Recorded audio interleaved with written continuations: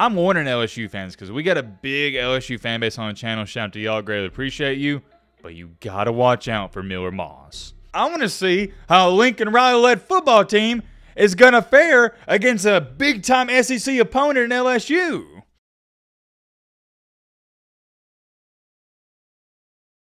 Ladies and gentlemen, boys and girls, hope all of you had a great week. Hope all of you having a great day. If not, hope this video can make it a little bit better. And to tell you the truth, if you're not in a great mood, you're a Debbie Downer, you're a negative Nancy, you're an Eeyore off of Winnie the Pooh, because it is the night before week 1 of college football. For diehard college football fans like myself, this is a similar feeling I got when I was a kid the night before Christmas. I probably won't get much sleep tonight. Hope I get a few hours because from 11 a.m. all the way until really midnight on Saturday, we got a bunch of great games to look forward to. Even if you did have a rough day, I don't know how you could be in a terrible mood because we just have an amazing day to look forward to tomorrow. I hope you guys are ready because you already know we're going to be uploading a ton of reaction videos. The MBG sweatshop will be in full effect, but we're not here to talk about the Saturday games, ironically enough. We're here to talk about a Sunday game, and that's no other than LSU and USC. I decided to give this game a separate preview video because I think it's worth it. This is a big time matchup at 6:30 p.m. Central Time Zone. We got the 23 ranked USC Fighting Trojans versus the 13th ranked LSU Fighting Tigers. As where it stands right now, first time looking at this, LSU is a 4-point favorite, in which I would agree with. Kind of shocked that's not a little bit higher. I would like that line to be around 7 or 8. This is a really interesting game due to the fact I feel like not just both teams, but both head coaches have something to prove. For Brian Kelly at LSU, he's been good, but LSU fans, their standards are similar to Alabama and Georgia. They want to be competing for championships. So although Brian Kelly's not on the hot seat, LSU fans, they want to see a little bit more. They want to see that defense go to another level. Offense has been great. For USC and Lincoln Riley, on the other hand, it's a little bit different. Lincoln Riley is one of the biggest frauds in all of college football. He's an offensive mastermind, offensive guru, defense. Well, you know what I'm about to say. He's awful. Let me ask you a question.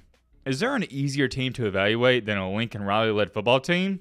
I don't think so. He's going to have a top 10 offense every single year and a terrible defense every single year. But the biggest problem with a Lincoln Riley-led football team is how soft they are. They are charming ultra soft. It's pathetic. That's reason number 1 why I'm so captivated by this matchup. I want to see how a Lincoln Riley-led football team is going to fare against a big-time SEC opponent in LSU. Say what you want about Mr. Brian Kelly, about his tenure at Notre Dame, or how he's been at LSU up until this point, but Brian Kelly does not have soft football teams. LSU, at some point in time in this game, is going to punch USC in the face. My question is when LSU punches you in the face, Lincoln Riley, are you going to get back up? Is your team going to get back up? Because you're responsible. You're the leader. For the past couple of years, the recipe for success against USC has been, yeah, if you're physical with them, they'll bow down, and that's what's happened. The biggest X factor in this game for myself isn't the USC defense. I'm not even giving them a chance.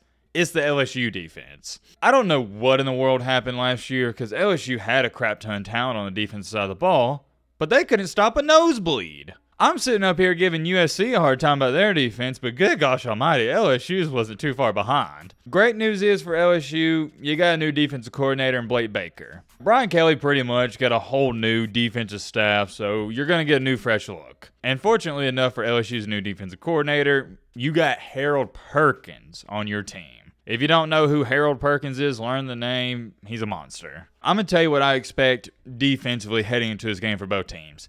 USC, my expectations are below 0. It's like -3. They have no chance of stopping LSU. And it's not because I think LSU's some insane offense. I'll get to them in just a second. It's because I don't believe in Lincoln Riley. For LSU, though, my expectations are on a scale of 1 to 10 for their defense, I'd say about a 5. This isn't a talent or culture problem at LSU. They're not known for having bad defenses. I am willing, at this point in time, to chop last year up to a fluke. Let's talk about the offenses. Both of these teams get 2 of my favorite quarterbacks in the nation, Garrett Nussmeier and Miller Moss. I've been harping on Nussmeier for the past year or so, and I still can't get over how phenomenal he was in that performance in the SEC Championship game, not last year, but 2 years ago. You see, a lot of people forgot that Jane Daniels, when he came out of that game, although the game was somewhat over, Nussmeier went off. He torched that Georgia secondary. And every other time Nussmeier's played, I've looked at him and said, well, dang, this guy can get out there and play some ball. He didn't look like your average backup who's throwing checkdowns. No, he's throwing the ball 30, 40 yards down the field. You won't hear anybody talk higher about Nussmeier than me, myself, and I. I love everything about his game. I think he's going to be special. I think he's going to be in the NFL in a couple of years. I'll come back to him in just a second. For USC, they got another kid that I love. That's Miller Moss. Miller Moss and Nussmeier were in almost identical situations. Both were the backups behind Heisman Trophy quarterbacks, so of course they got overshadowed. But last year, when Caleb Williams declared for the bowl game, Miller Moss, he went off. You want to know what good old Miller Moss did in the bowl game to a solid Louisville defense? 23 for 33, 372 yards with 6 touchdowns. He had a QBR of 98.1. That is one of the highest QBRs you're ever going to see in your life. Miller Moss, like every other quarterback, is going to be the beneficiary of playing in a Lincoln Riley offense. It also helps that he throws a great ball and he's a good player. I'm warning LSU fans because we got a big LSU fan base on the channel. Shout out to y'all, greatly appreciate you. But you got to watch out for Miller Moss. Do not go into this game not knowing his name and act shocked when he throws for 350 yards and a couple of touchdowns. He hasn't played much, and I'd already label him as a good college quarterback. If I were to pick the better quarterback in this game, I would go with Nussmeier, but Miller Moss isn't too far behind. The more I think about it, at least if you're basing them off of last year and how they did, these are similar teams. Great offenses, terrible defenses, and now both have new quarterbacks that I think are good. The one downside for USC is you're a weak West Coast football team. You're flashy. You're not physical. LSU's too big, too strong, too fast, and guess what?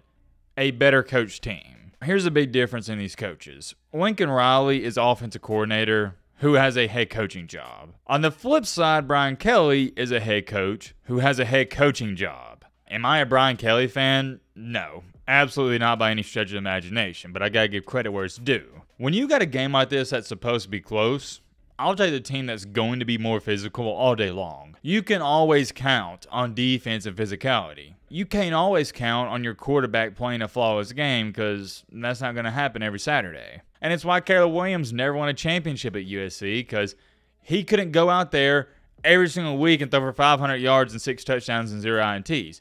He's going to mess up. He's human.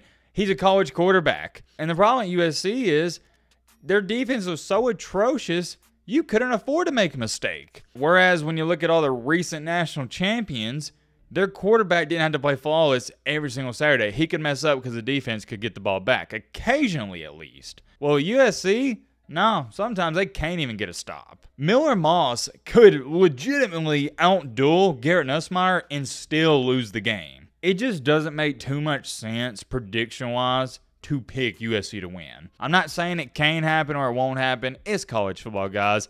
There's a chance it could. But when you are predicting a game like this, and I'm previewing a game like this, you got to go with the team that has a better chance. It's not rocket science, at least not for me, and I think there's a legit case and argument that LSU could blow them out. And the reason for that is, going back to this, USC can't stop anybody. I would be shocked if LSU doesn't score more than 30 points. With all that being said, I'm going to take LSU in this ball game. I don't got it being particularly close. LSU 42, USC 24. I like that score. Hopefully it's a little bit closer. I'm curious. Let me know your thoughts down below. But Roman.